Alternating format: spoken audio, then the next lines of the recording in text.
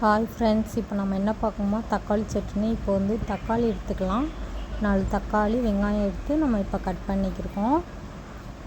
பாருங்கள், எடுத்துருக்கேன். தேவையான அளவு எடுத்துக்கோங்க. அப்புறம் வந்து பூண்டு, அப்புறம் வரமிளகாய் எடுத்துருக்கேன். இது கூட கொத்தமல்லி சேர்த்தா நல்லா டேஸ்ட்டாக இருக்கும். என்கிட்ட புதினா இருக்கிறனால நான் வீட்டிலே புதினா போட்டிருந்தேன். அதனால் புதினாவை கொஞ்சம் எடுத்துக்கலாம். அடுத்து நம்ம கடாய் எடுத்து வச்சுக்கலாம். அதில் கொஞ்சம் எண்ணெய் ஊற்றிக்கலாம். தேவைக்கேற்ப எண்ணெய் ஊற்றிக்கோங்க. அதில் பூண்டும் வரமிளகாவும் நம்ம சேர்த்துருக்கோம். அந்த பூண்டும் வரமிளகாவும் போட்டுட்டு நல்லா வதக்கிக்கோங்க. உளுந்து இருந்துச்சுன்னா உளுந்து போடலாம். உளுந்து போட்டால் இன்னும் கொஞ்சம் டேஸ்ட்டாக இருக்கும். என்கிட்ட உளுந்து இல்லாத காரணத்தினால் நான் உளுந்து போடலை. அதுக்கப்புறம் நம்ம வெங்காயம் கட் பண்ணி வச்சுருக்க வெங்காயம் எடுத்து சேர்த்துக்கலாம். நான் ஒரு 2 வெங்காயம் கொஞ்சம் சின்ன சைஸில் இருக்கிற வெங்காயம் 2 எடுத்து கட் பண்ணிக்கிட்டேன். அதான் சேர்த்துக்கிட்டேன். கொஞ்சம் நல்லா பொன்னிறமாக வதங்கிட்டு சேர்த்துக்கலாம். அப்புறம் வந்து கொஞ்சம் லைட்டாக உப்பு போட்டுக்கலாம். அது வேகிறதுக்காக உப்பு போட்டுக்கலாம். கொஞ்சம் டக்குன்னு வெந்துடும்ல, அதனால் வேகிறதுக்காக நம்ம உப்பு போட்டாச்சு.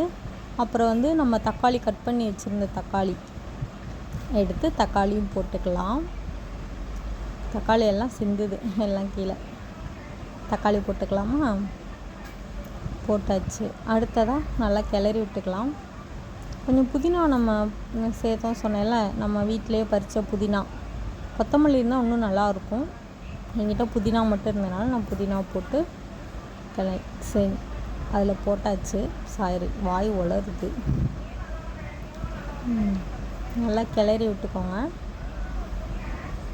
புதினாவும் நல்லா தான் இருக்கும், ஃப்ளேவராக நல்லா டேஸ்ட்டாக இருக்கும். அப்புறம் மூடி வச்சுக்கலாம். ஏன்னா மூடி வச்சா கொஞ்சம் டக்குன்னு வேகும், அதனால்.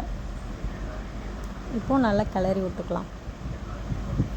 நல்லா கிளறி கொஞ்சம் நல்லா வதங்கவும் எடுத்து நல்லா ஆற வச்சுருங்க. ஆற வச்சு மிக்சியில் போடுங்க. அப்படியே போட்டுறாதீங்க.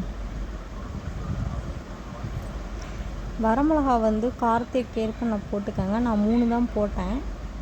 அப்புறம் சட்னி பாருங்கள், ஆற வச்சு நம்ம சட்னி ரெடி பண்ணியாச்சு, அரைச்சாச்சு. டக்குன்னு நமக்கு வந்து வேலையும் முடிஞ்சிருச்சு.